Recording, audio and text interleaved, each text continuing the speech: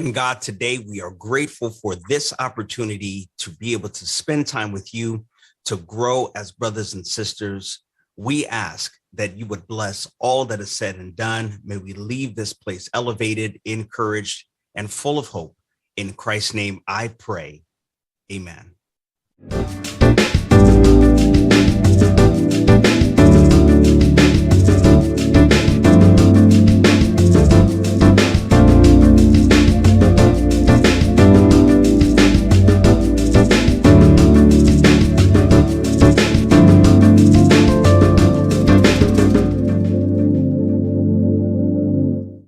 Good morning. Welcome to What's the Message? I'm so glad to be back today, back in the saddle. We got a lot to talk about. There's a lot going on in this world. And, God has blessed us and sustained us to be here another week. You can't take it for granted. There's too much going on. I want to remind you, reintroduce you to our wonderful co-host, Pastor Baron SOVORY, who is fabulous in his own right, the father of two young ladies, pastor, preacher, writer, singer, bodybuilder. I just threw that in. I don't know what else you do.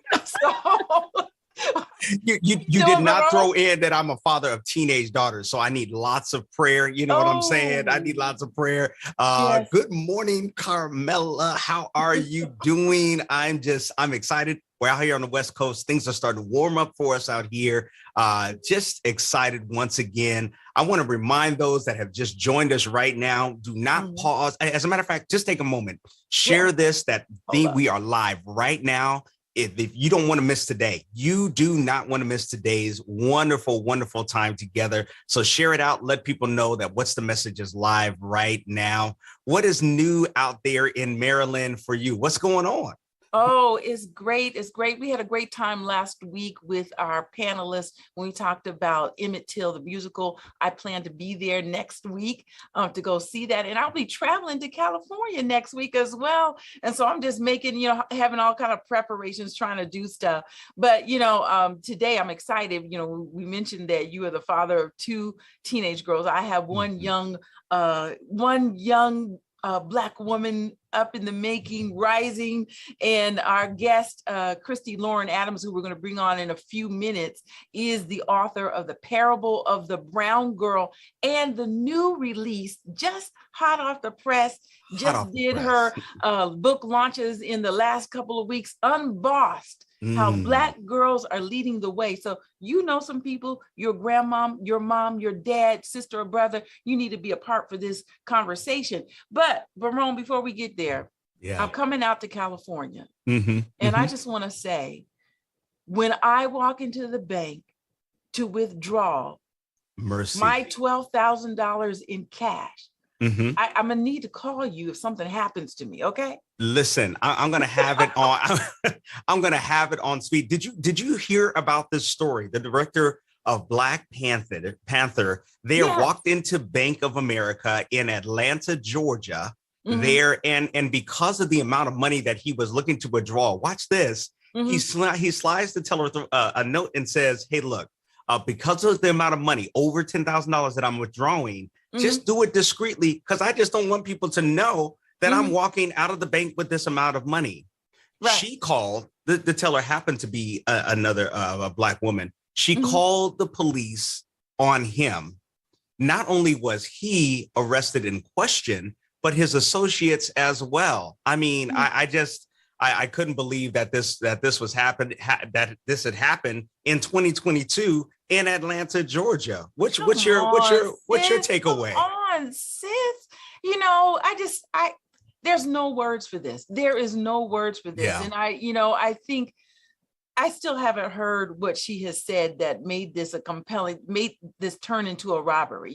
There's no weapon there. There's nothing that says, don't call the police, don't press the button, nothing like that. Just, ID, PIN number. I don't have to do a PIN number when I withdraw, but, just backtracking. I don't have $12,000 in the bank to withdraw. Oh, it's on the way. Come on, name it and claim it. Name it and claim it. It's on the way. I just believe windfalls of blessing are coming your way. Yet. I don't have it yet. So, but this is one of those things. It's like, we're trying to get ahead. We're trying to talk to other people about not jumping to conclusions and not profiling. How are you going to profile the brother?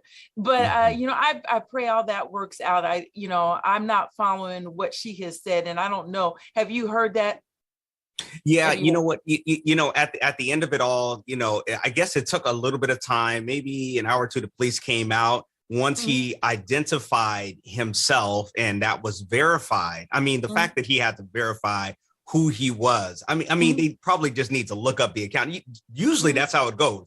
I want to withdraw this amount of money. They go and they look it up and they see that I have the money in the account. I can only imagine that when they finally did that, they said, "Oh, he has plenty of money. This should have never happened." And to Bank of America's credit, they've done their best to try to make things right, but still an unfortunate incident.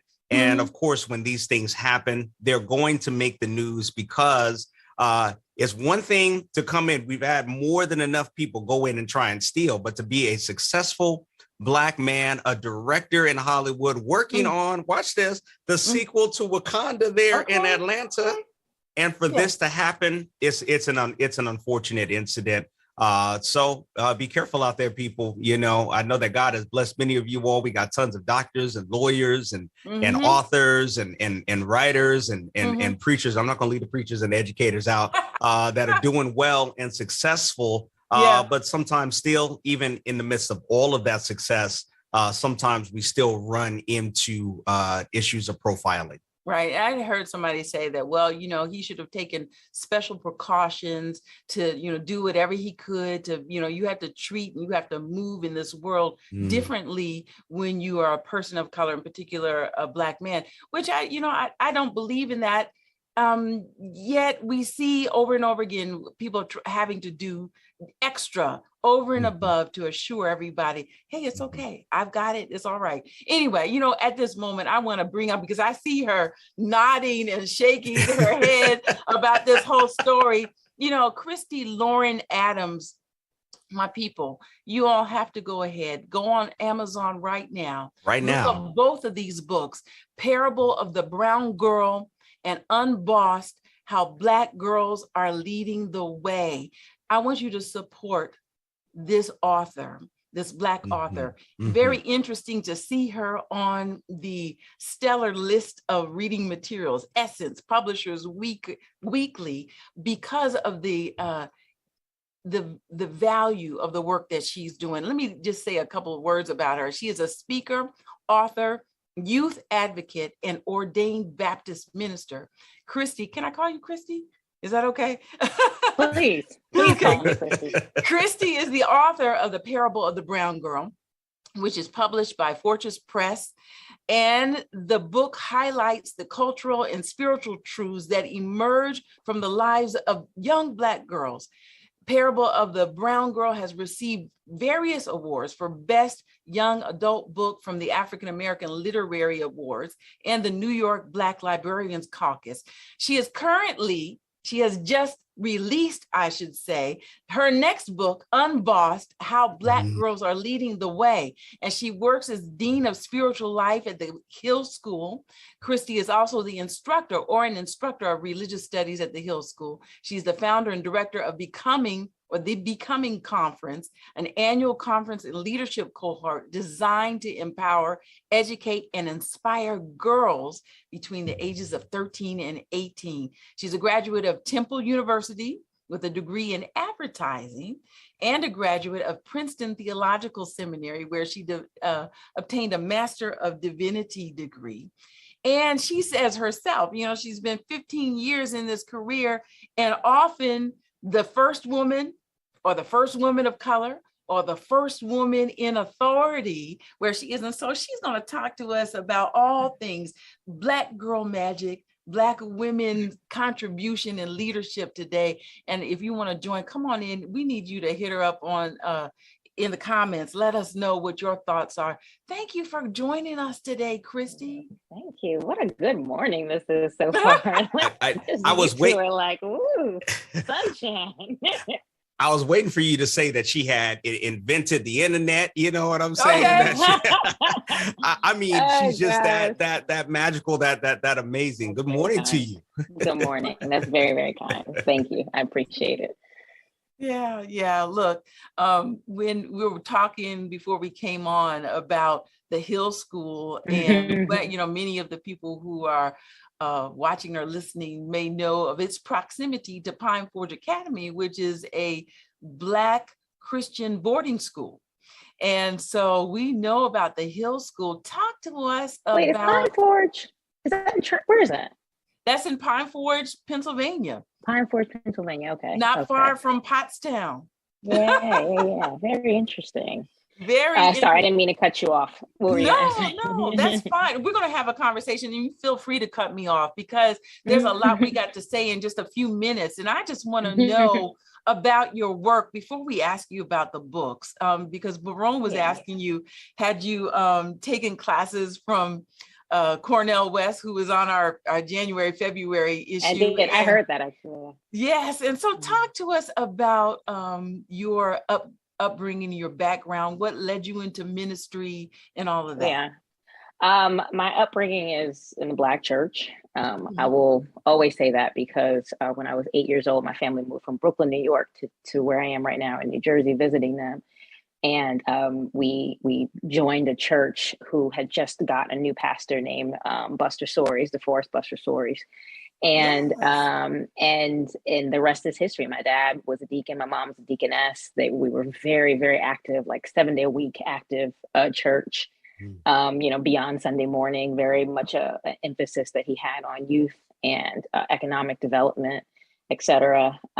Spiritual practices and spiritual life. And that just was like my life. Now, granted, I wasn't necessarily a leader in that growing up, but it had so much of an influence. I was a basketball player in high school, so that's what I did. But by the time I got to college and left there, it was like, wow, something is missing, something that was a part of my everyday. And I saw Pastor Soaries. He was Secretary of State for New Jersey at one point while he was pastor of the church. It was just, we were very much a community church. We had a community development corporation, et cetera. So actually, when I graduated from Temple and left there, had an advertising major, didn't do anything with that, I wound up getting hired at our community development corporation as a youth specialist. And that was really when that started, because the ministry in the community was the same thing as the ministry in the church. There just really was no separation. So from there, that's when I decided to go to Princeton. I never wanted to be pastor or anything. That I fought that pretty hard. I didn't want to be ordained. I was like, I'm going to do grassroots ministry. Like, I want to knock on doors. I used to say that. But I just didn't want to wear a robe. I didn't want to do anything formal. So I fought that for a while, but it wasn't until, after I graduated that people would point out, like, you're a young Black woman that, has an opportunity to be ordained in ministry that where a lot of women aren't necessarily being affirmed. And I was on the younger end, still very much in my 20s. So that was, I feel like the people that poured into me, it was inevitable, for me to get on the path that I was when it came to ministry. So that's part of it.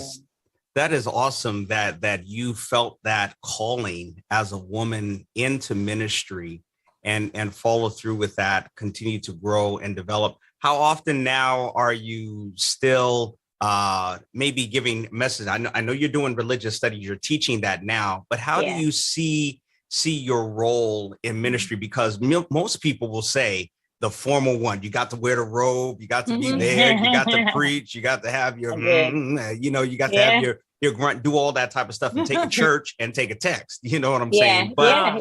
But it evolved for you. And you're still very much a minister. Talk about how you kind of work from a place of saying it has to be this to where it can be this and still be viable ministry. Yeah. Well, again, going back to my upbringing, I remember being at school board meetings with Pastor Soaries, talking about events or things that had taken place at the local high school, or being in the mayor's office, or just being downtown or being in the community doing block parties.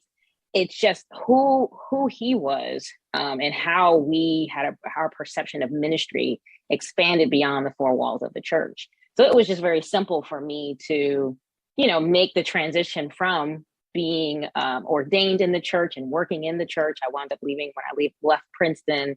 I wound up going back to work as a director of youth ministries at the church, and then eventually was licensed and ordained. And then was like, I felt a call to go sort of the direction of education, But I remember I used to be a playwright, and I would see my plays as ministry. I never saw, like just church or just Sunday morning as ministry, because that was my upbringing. Ministry could seep into all these different aspects of society. Yeah. And so as a result, it was it wasn't difficult for me to not be preaching on Sunday mornings, and I worked at Azusa Pacific University for 4 years on the West Coast. And then I went from there and worked at Georgetown University, a completely different school, by the way, than APU. I realized, or I had grown to understand, that didn't matter what context you were in, God was going to meet you there. God was going to go with you, meet you there, that if you had a calling to a specific place, then,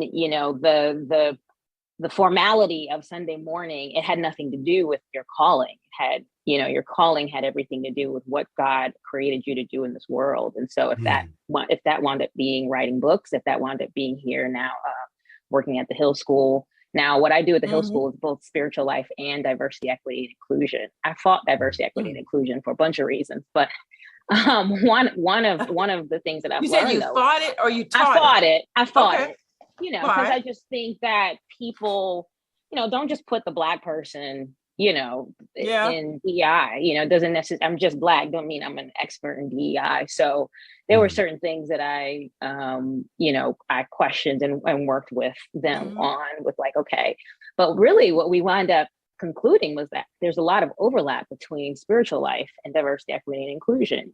Just spirituality in even in counseling, there's like this wellness model, and at the center of the wellness model is spirituality. There's family, there's relationship, there's community, there's all these different aspects of like what makes a person well, but spirituality is actually at the center of that model, and that's used in quote unquote secular settings, right? Educational settings, etc. So I believe the same thing with diversity, equity, and inclusion. It all comes back to how we treat each other as human beings, our values, etc., and how we treat each other as the Imago Dei, the image of God, right? Like, so, and who qualifies as the image of God and who doesn't? I mean, it's spiritual work, DEI work, and that's something that I've been like exploring more in my position. Well, that brings us right to where we need to be. Talk to us about your work. I mean, these two beautiful books, compelling stories of the experiences of Black girls. What led you to this, and what is it that we are overlooking about the contribution of Black girls? Yeah, I one of the things I wrote in the beginning, in the intro of Parable of the Brown Girl, is that no matter what space God had me in, career-wise or whatever in life, that there was always a group of Black girls that was there, particularly in spaces where I was like the only one, the first one, a visible person of color and woman of color. They would just sort of naturally gravitate. And I felt a responsibility to these girls, right, to mentor. So I worked in a residential treatment facility years ago, whether it was residential treatment facility or APU or Georgetown or Hill.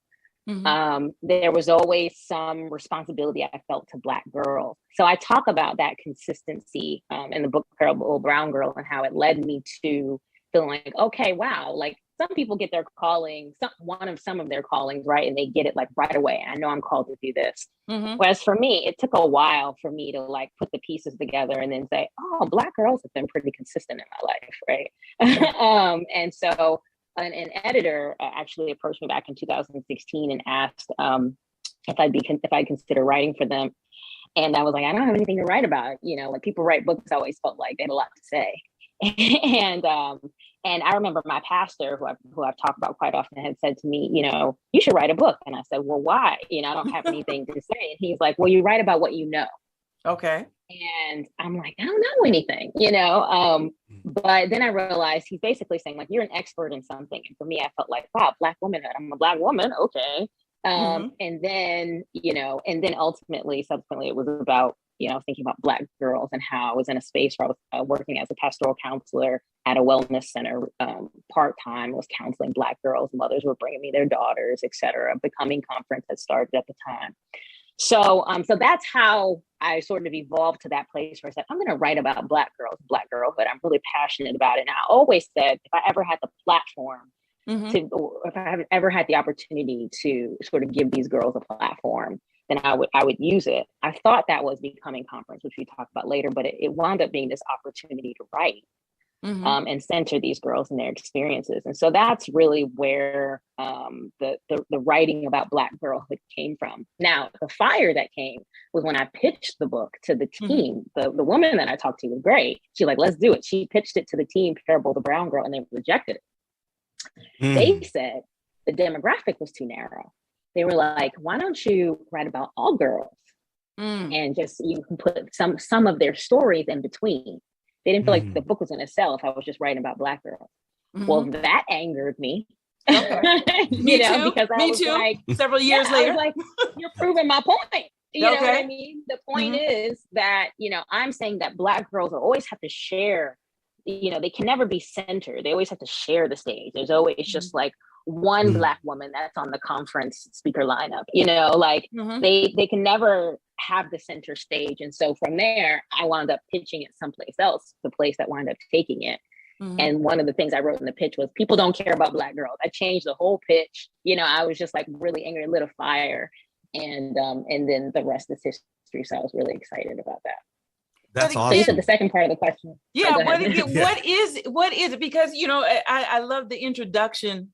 Which one of them is said that, you know, what you have done, you've taken on the task of naming and describing the genius of Black girls. And what is it? What is it that the rest of society is missing? Yeah. You know, it's so interesting because it's like, not to be all preachy, but it's like in the Gospels, right?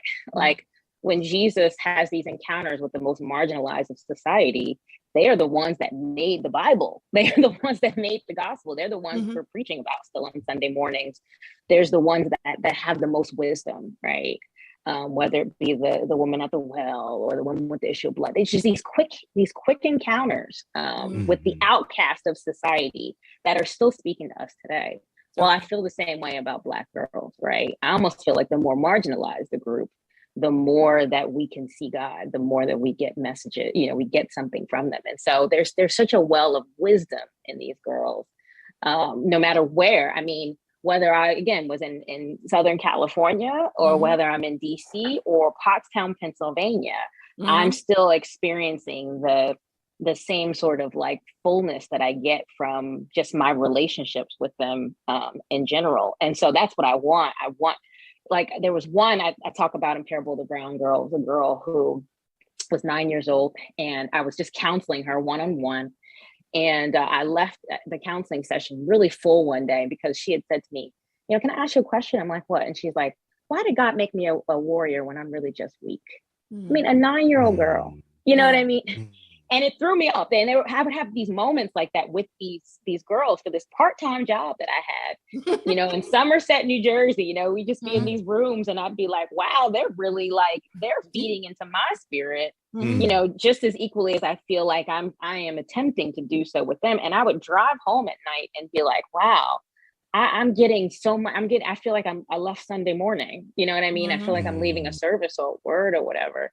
And I that's when I made the promise to myself. I want other people to experience what I'm experiencing. There's something divine that is taking place. There's something that we can learn from them.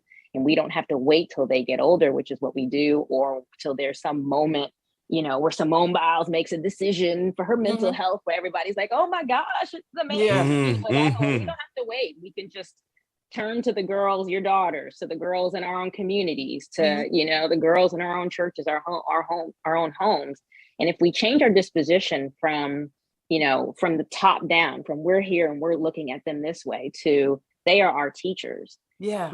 Once we change our disposition with them, there's a whole well of wisdom that we can get That's beautiful. You know, there's so much. I mean, my brain is like bursting. And a couple of years ago, this phrase came out. I'm a girl dad, and that's what I am. Yes, a girl I dad. And one of the things that I want to ask, kind of a two-part question, which I know I really shouldn't do, but I'm gonna ask two-part question. One is, it's obvious that you were empowered and surrounded by. Well, I don't want to assume. Were you surrounded? Let me ask that question. Were you surrounded by an affirming community as a young Black girl? And out of that affirming, supportive community, you're now able to pour into other girls, because it's clear that a lot of Black girls don't have that affirming community, people who see them as beautiful, people who want to pour in and see their success. They don't have that around them. So I want to ask if part of your uprising, part of your growth and development, did you have an affirming and supportive community that helped you a lot? And then the second part of that is on the back end. For all that we do see, and there's still so much to go, are you encouraged by the rise of Black girl power and Black girl magic, not only in the C-suites of Fortune 500 companies, but everywhere? Yeah. So I'm going to answer the first one. Hopefully I won't forget the second one. I don't think I will. But thank you. Yes, I absolutely had an affirming community. Did that change the struggles? No.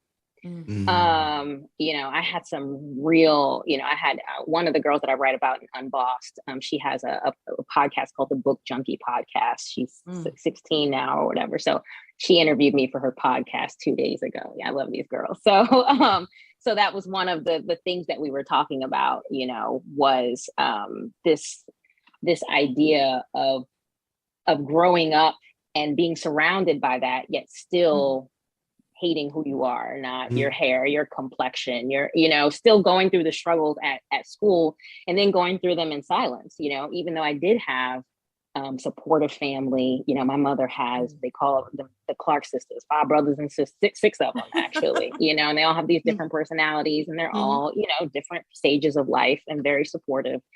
I had them, but I still suffered in silence, and then you're a teenager, or you're an adolescent, you're not always going to turn to. But it's funny that I say that, because what's ironic is, like, I had that and still struggled. So I can't imagine the ones that don't have it and the struggles. I had options and necessarily use those options. So I think it was seeds that were planted, that was all that they could do as adults for me, was plant seeds. And I think the seeds ultimately began to grow later. I don't know if they saw the effects of it right away, because I still was a stubborn child, rebellious, had my own things, but it was until later that, maybe I was like sitting in my dorm room in college and was like, all right, I'm by myself now. I guess I gotta take some of the stuff that, but they were still there. So it was my family, it was my church community. It wasn't just my mother. It was the woman across the street who, help raise us, my aunties. It literally takes a village. Yeah. So I'm very grateful, and I feel an obligation to do that very same thing. That's really sort of part of my calling, or why I'm passionate about, Black girls the way I am, is because I don't want for them to suffer in silence. The girls at Hill, I'm predominantly white school, and the Black and brown girls there, I was thinking about one who was just starring in the school play recently, and I was like, Isabella, I was like, I'm really proud of you, because when you first came to my apartment back like 4 years ago, I'm like, you good? She was very quiet, felt like overwhelmed, overlooked, the whole thing. But it's just been slowly but surely, watching her, but also being on the outskirts, not doing too much, not forcing a relationship, but also saying, hey, I'm here. That's something I told all adults, period. It's just so important to say, hey, I'm here, even if nothing comes of it. Right. And then eventually, they might have a moment where they're like, hey, can we talk? That type of thing. And that's, I think, what happened with me. Now, the second half of the question was about, am I happy to see? Yes. The other thing I was talking to with Sonya for her Book Junkie podcast is that, I remember you know, walking down the hair aisle and there never was a multicultural section. Mm-hmm. You know, like we didn't have that, you know. And I told her, I said, I don't want to be one of those people that are like, I had to walk in the snow and you know, to get 5 miles, 10 miles to get through school. But when it comes to hair, that truly is it. Yeah. Yes. They didn't look like us. There wasn't, you know, it might have been a perm box, but that was about it, maybe, you know. Beauty supply stores and, you know, like just something as little as that. I mean, that's representation to me, in and of itself. And I remember when I first started seeing full sections that had like Black women's hair products. I mean, that was just a big deal to me. So to see, you know, the Michelle Obama's on TV, or the Kamala Harris, you know, like to see Naomi Osaka or Simone Biles, just the plethora, the wide gamut of representation. But then also just, I hear our girls, you know, they have language that I didn't have, you know, the term self-care. I never said that as a 15-year-old. I wish I knew about self-care, but for them to prioritize mental health, that's a quote, you know, that just wasn't a thing. We didn't think about therapy. Black community was just not a therapy. We weren't talking about therapy, you know, just recently as 10, 20 years ago. Right. So to hear them, it warms my heart to hear them, because they're gonna have struggles. That's the thing. Y'all gonna go through, but they're able to pull on resources that I feel like so many of us didn't have. Even resources as far as just language to be able to say, you know what, I need to step back and prioritize my mental health. I need to do self-care. Or, you know, there was one girl in Parable I wrote about that talked about her body and how she has, you know, body image issues. But she was saying, and her friends were around her when I was interviewing her, and they were like, no, girl, you know your body is this. They were saying all that, and it was just so natural. And she was like, I know, I still have it in my head. And I'm like, wow, like you all now have each other, you have community, you have these options to be able to pull yourself out of the negative messaging that some of us had to just go to bed in silence and suffer and deal with it internally. I love that you say that, because it is, and I tell my daughter this all the time, you know, when we grew up, your hair was nappy. It wasn't curly. They know the whole curl pattern from all the way through. Your curl is this, you know, it's a different reframing. They got numbers. Create the narrative that it recast, not as an afterthought, but as beautiful and different, and recognizing that. Listen, I know we got to go, but there's 2 things I want to ask you. And then, you know, I'll ask you just to pour a word into the girls before you leave, because it's just so beautiful to talk with you. And I hope you'll come back. Thank you. The thing that your book, Unbossed, you're telling these beautiful stories and examining the leadership styles of young Black women. And I don't know, you know, I haven't seen books about that before. But a moment ago, when you were talking about mental health, it reminded me of the story of Hannah Lucas and the story of the app that she created. Could you tell us that story really quickly? Yeah. Hannah was a young girl, grew up in, actually, she's in Georgia right now, was going through some struggle. She was healthy, vibrant, was a gymnast. But then was going through some personal, like physical illness, not able to really, the doctors weren't able to identify what that physical illness was. And then just subsequently that started to make her more depressed. She started experiencing bullying in school. You know, she was passing out in school just out of nowhere, and kids would just make fun of her. So, you know, that came to a climax one evening where she just decided she was going to take her life. You know, she said, I'm just going to take a handful of pills and end it all. Well, in that moment, her mom said, you know, I'm gonna go check in on my daughter. Thank God. Something, quote unquote, something told her to go check in on her. We know what that something is. Right? And so she went by the room. And as her daughter was getting ready to put the pills in her mouth, she just ran over and grabbed her. And they had an emotional moment. But in that moment, Hannah saw herself motioning with her thumb, pressing a button. That's what she said.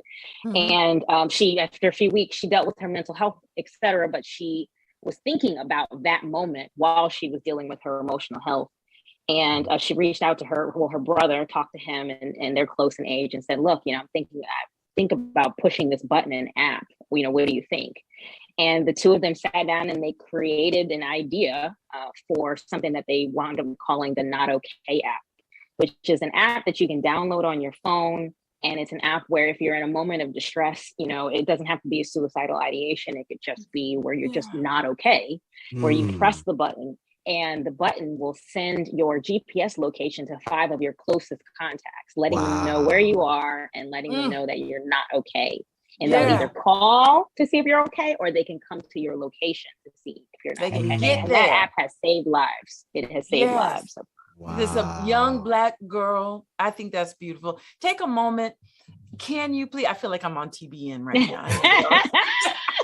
Wow, this is a TBN moment. That's funny. They do it. Look at the camera. Come on now. Lean fully into this thing. Lean fully into it. We can't let you go, Khristi, without talking to the young Z's in our lives, because we talk so much about how there's that generational rift, that abyss where we can't cross over. I know Philip, who's listening from the wings, he's a millennial or a Z, at the young end of the millennial age frame. And sometimes people act as though there is just this translation gap. And I guess there is to an extent, but I heard you say earlier of being, Philip says he's definitely a millennial. There is this idea that I can't talk to them, I can't get through. But I heard you say, I'm just here. Can you just take a moment, say a word to those who are trying to reach and those who need a word? Yeah, I just want to remind Gen Z of who you are. You are the post 9/11 born, most of you born during that time, post Donald Trump, post Barack Obama, active school shooter drill, now pandemic, wars. I mean, what a generation that has gone through so much. And as a result, there's something unique. There's something special in you. The reason why I point out post 9/11, I remember I talked to one of my students who's Gen Zer. He said his mother found out that she was pregnant on 9/11. She was out there helping as a first responder, and then went home and felt faint, and then wound up going to the doctor, the next day, and they said, you're pregnant. And she said, in that moment, she said, this will be the generation that will change everything. And I was like, wow. And that boy is now like 19 or 20 or however old he is, but he definitely is a Gen Zer. I definitely believe that about this generation. And I think young people, particularly young girls, particularly young Black girls, the resilience that comes from you, the fact that you're able to wear masks yet still plan your prom, the fact that the wars are going on around you in political strife, yet you're still being creative on TikTok videos. There is literally something special. There's a treasure in you that God has put you on this earth during this time for a specific reason, and it'll be your job to figure out what that is. That is going to be your lifelong goal, to figure out what your purpose and your calling is. But you have to know that you are called, that you do have a purpose, that you are not here at any other time in the world for any other reason other than the fact that there's something in you that's very special. So it's not going to be too late, but it's never going to be too early.